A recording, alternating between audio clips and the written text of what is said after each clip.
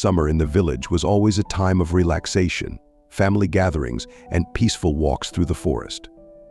Grandma eagerly awaited my visits, and every evening we shared stories about our day. This evening was not supposed to be any different, though it was already getting dark and a light rain was drizzling from the sky, as if foretelling something ominous. I rode my bicycle along the winding path that led through the dense forest.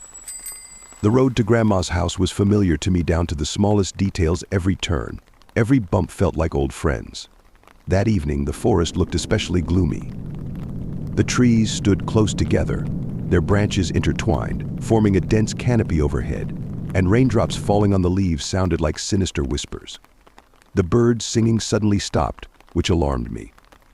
Birds always filled the forest with melodic sounds, but now there was an eerie silence. Before I could comprehend what was happening, flocks of birds suddenly burst from the thickets, scattering in panic. My heart began to pound harder. It felt as if the forest was holding its breath along with me. With every pedal stroke, I sensed the tension around me thickening. And then I heard it. Strange sounds, as if something or someone was breathing heavily and laboriously. This sound came from the depths of the forest, and with every moment it drew closer. A menacing growl echoed through the night. I glanced over my shoulder and saw a creature running parallel to the path, hidden among the trees. It moved with a speed I had never seen in any animal. The creature was covered in thick, dark fur, through which fresh, unhealed wounds were visible. Its eyes gleamed in the darkness, reflecting the light of the street lamps barely breaking through the tree canopies. Foam dripped from its mouth, and its growling grew louder and more ferocious. This creature was the size of a cow, but far more sinister and terrifying.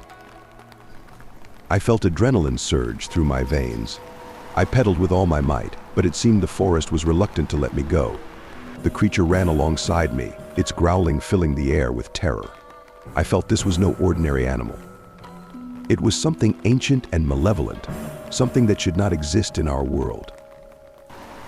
When I finally burst out of the forest into the open field, the creature stopped at the edge of the trees.